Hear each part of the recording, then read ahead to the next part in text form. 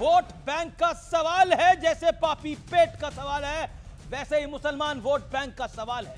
और vote bank के लिए सियासी होड़ का विश्लेषण देखिए।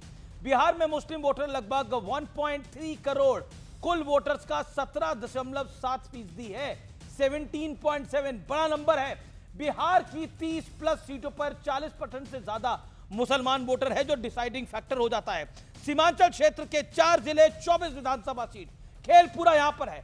मुस्लिम वोट यहां 50% से प्लस है, अमूमन कहा जाता है ये 60% से भी ज्यादा है। और यही नतीजा तय करते हैं। 2020 में एआईएमआईएम को सीमांचल में 15% वोट मिले और 5 सीटें मिली, और यही दर है तेजस्वी यादव को। इस बार भी ओवैसी का पूरा फोकस सीमांचल का एरिया है। मुस्लिम वोट हमेशा के लिए ना छिटक जाए, इसलिए ओवैसी से गठबंधन नहीं चाहती राजद, और वोट कटवा कह रही है। और ओवैसी कह रहे हैं कि फिर मत कहना मम्मी डैडी को कि हमारा बैटर बॉल लेके चले गए। राहुल गांधी ने बिहार में जहां यात्रा निकाली, जिसे वोट अधिकार यात्रा कहा जा रहा था, बीजेपी ने उसे घुसपैठिया बचाओ यात्रा बोला। बीजेपी ने यह क्यों बोला? क्योंकि जहां राहुल गांधी गए वहां औसत मुस्लिम आबादी करीब 25% है, यानी मुसलमान डोमिनेटेड एरिया है। मुस्लिम प्लस यादव 17.7 और 14%। गठजोड़ आरजेडी की रीढ़ है, जो करीब 32% वोट बनाता है। यानी राहुल का और तेजस्वी यादव का फोकस क्या है वो समझिए। बड़ा सवाल अब क्या आता है? अब बड़ा प्रश्न यहां यह खड़ा होता है, क्या बिहार में विपक्ष की हर चाल के पीछे वोट बैंक साधने वाला एक बड़ा एंगल है, और यही सबसे बड़ा तिलिस्म है, और यही सबसे बड़ा विरोधाभास भी है। डॉक्टर अजय आलोक भारतीय जनता पार्टी से मेरे साथ इस चर्चा के अंदर, मेरे साथ इस चर्चा में भारतीय जनता पार्टी के प्रवक्ता सत्यप्रकाश मिश्रा, नेता जनता दल यूनाइटेड के, मेरे साथ प्रोफेसर रतन लाल जी हैं इस चर्चा के अंदर, प्रवक्ता कांग्रेस पार्टी के, मेरे साथ असीम वकार है, प्रवक्ता एआईएमएम के, सोमनाथ भारती हैं, फॉर्मर मिनिस्टर हैं और फॉर्मर एमएलए हैं आम आदमी पार्टी के, कन्हैया बेल्लारी हैं, वरिष्ठ पत्रकार हैं, उनका भी अभिनंदन है। आप तमाम लोगों का चर्चा में स्वागत है। मैं इस चर्चा की शुरुआत करता हूं प्रोफेसर रतन लाल आपसे। 50 सेकेंड आपके पास है। क्या आपको लगता है कि जिस तरह से ओवैसी आप लोगों के गठबंधन में आना चाहते हैं, अगर आप एंट्री दे देंगे तो लाभ आप ही का होगा? जी हेलो, आवाज आ रही है मेरी? बिल्कुल आ रही है। इस बार बिहार में चुनाव इंडिया बनाम एनडीए है, कोई कंफ्यूजन नहीं है।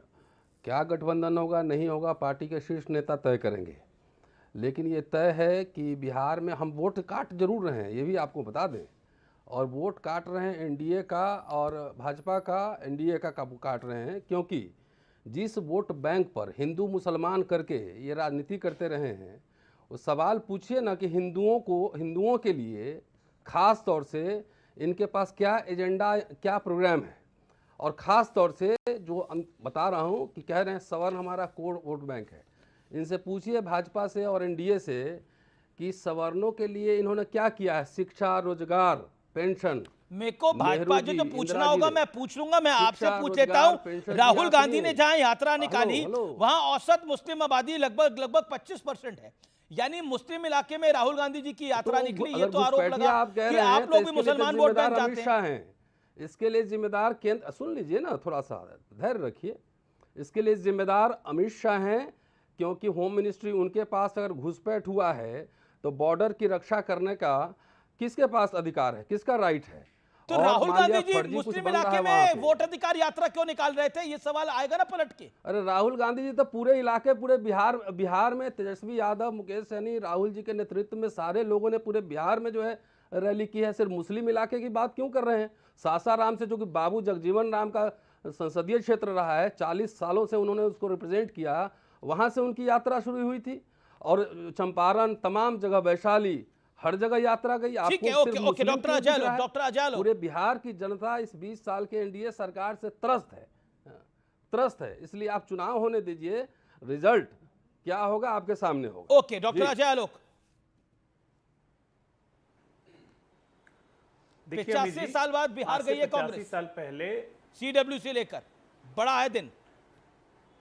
आज से 85 साल पहले अबुल कलाम जी ने कांग्रेस को यहाँ जन्म दिया था। आज 85 साल के बाद पिंडदान करने के लिए आई थी कांग्रेस पार्टी पटना में, उसमें भी गलत जगह आ गई। जाना था गया, पहुंच गए पटना, और साथ में ले आए चोरों की बारात जो बिहारियों को निरंतर गाली देते हैं, चाहे वो खड़गे जी हो, चाहे खड़गे जी के पुत्र हो जिनके लिए सनातन जहर था, चाहे वो रेवन्ना जी हो जिनका डीएनए बिहारी के डीएनए से अच्छा होता है, चाहे वो डीके शिव कुमार हो, चाहे वो कोई हो जो लगातार बिहारियों के बारे में अपमानजनक शब्द बोलते रहते हैं। ऐसे ऐसे लोगों की फौज लेके आए थे जिसको मैं चोरों की बारात कह रहा हूँ। बढ़िया लेके आई, उससे फर्क क्या पड़ता है? देखिए अमेश जी, एक बात जो आप शीर्षक निकाल रहे हैं, ये सारी लड़ाई भाईजान के वोटों के लिए। कांग्रेस पार्टी को दिमाग में ये बैठ रहा है कि पैन इंडिया की तरह बिहार में भी मुसलमान अब आरजेडी को छोड़ के अगर उसके साथ आ गया तो वो अकेले मजबूती के साथ लड़ सकती है और 29 के चुनाव, लोकसभा चुनाव के लिए अपना दमखम दिखा सकती है। ये सारा खेल इसीलिए है। इसीलिए तेजस्वी को कभी डिक्लेयर नहीं कर रहे हैं सीएम कैंडिडेट, कभी कुछ बोल रहे हैं, जब कभी पिछड़ा बोलने लगते हैं, कभी आदिवासी बोलने लगते हैं। यही नहीं पता है कि बिहार में आदिवासी की संख्या 1% से भी कम है। पिछड़ा, दलित, आदिवासी करने लगेंगे। पूछ लीजिए इन लोगों से 5 अति पिछड़ा जाति के नाम बताने को, तो वो नहीं पता है। कांग्रेस एब्सोल्युटली कोई प्लेयर ही नहीं है पूरे बिहार में, कोई प्लेयर नहीं, परजीवी है। ये राजद के खून चूस के ये लोग रैली निकाल रहे थे। वो तो तेजस्वी को समझ में आ गया कि माले महाराज का मिर्जा खेले होली। स्टेपनी की तरह तेजस्वी राहुल के स्टेपनी की तरह बन के लटक के घूमते रह गए 5 दिन, कुछ नहीं मिला। समझ में आ गया कि सब चीज़ जा रहा है, सारा लाइट जा रहा है राहुल गांधी को। उसी के फ्रस्ट्रेशन में तो दोबारा तेजस्वी की 5 दिन की यात्रा निकली, ताकि जाके फिर भाईजान को भरोसा दे सको कि भाई आरजेडी है तुम्हारी, कोई दूसरा नहीं है, कांग्रेस मत पकड़ लेना। ये अभी तो सिर्फ फुटबॉल कर रहे हैं, और इसलिए उसका रीज़न भी है। भाई ट्रेडिशनली देखिए, लालू यादव के उदय होने के पहले मुसलमानों का, यादवों का एकमुश्त वोट कांग्रेस पार्टी को मिलता था। यही हाल यूपी में भी था। तो कांग्रेस जानती है कि जब तक इन लोगों को साफ नहीं करेंगे कांग्रेस खड़ी नहीं हो सकती है। तो ये सारा under the table cover operation बस इसी चीज़ के लिए है कि अपनी स्ट्रेंथ देखो, कितना स्ट्रेंथ हो सकता है। वो लास्ट मोमेंट आते आते अकेले लड़ने की घोषणा कर दें, कोई बड़ी बात नहीं होगी। और अब तो आज और एक बैठे बिठाए इनको एक अच्छा, मैं कहूँगा, लड्डू मिल ही गया है। 13 तारीख को राउज एवेन्यू कोर्ट का फैसला आ रहा है। सबको बोला गया है लालू, तेजस्वी, राबड़ी सशर्त वहाँ उपस्थित रहने के लिए। अब उसमें अगर सजा वजा हो गई तो यहाँ और बवंडर मचेगा। तो कांग्रेस पार्टी अपने सोचे समझे अजगर की तरह जो दूसरों को निगलती है, ओके, कांग्रेस पार्टी अजगर है, धीरे बढ़ रही है। ओके, कांग्रेस पार्टी अजगर है, अपने तरीके से निगलती है। ओवैसी को साथ लेंगे प्रोफेसर रतनलाल कि नहीं आप लोग? उन्होंने चिट्ठी लिखी है बकायदा। पार्टी तय करेगी। सुनिए सुनिए सुनिए सुनिए सुनिए सुनिए, ये तो पार्टी का शीर्ष आरजेडी ने तो कह दिया वो वोट कटवा है। जेडीयू को एक मिनट, अरे सुनिए ना एक मिनट। पार्टी निकलती है बीजेपी, जेडीयू को निकलने की तैयारी है। महाराष्ट्र में शिवसेना को निकल गई। ये पूरा इतिहास बता रहा है कि निकलने का, हड़पने का, लूटने का, डकैती करने का इतिहास भाजपा का रहा है। और भाई साहब को भाईजान से बड़ी दिक्कत हो रही है, तो भाईजान फिल्म बनती है और हिंदू लोग ही मिलके हिट कराते हैं। भाईजान से नहीं, इनको भाई से भी प्रॉब्लम है। इनके भाई की नौकरियां गई, शिक्षा गया, पेंशन गया, सब कुछ गया। सारा बिहार में लूट खसोट का राज है। सीएजी का रिपोर्ट उठा के देख लिए, उसमें बात नहीं करेंगे।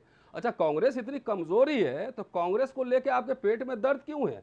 आप तो देखिए ना कि एनडीए का गठबंधन वहां पे टिकेगा कि रहेगा कि भगदड़ मचने वाली है। अभी तो जैसे जैसे चुनाव नजदीक आ रहा है, जरा इंतजार तो कर लीजिए। आप तो 20 साल से सत्ता चला रहे हैं, इतनी परेशानी क्यों हो जा रही है? जवाब अपना खुलवा पहले ठीक कीजिए कि नीतीश जी मुख्यमंत्री बनेंगे कि जीतन राम मांझी बनेंगे कि चिराग पासवान बनेंगे, ये तो तय कर लीजिए ना। आपका इतना वोट बैंक, सारे वोट बैंक कांग्रेस से कोई परेशानी नहीं है भाई। चिराग पासवान ने, रतन जी, हमें कांग्रेस से कोई, सुनिए पासवान, नीतीश, अब जवाब सुन लीजिए ना, कितना सुनाइएगा?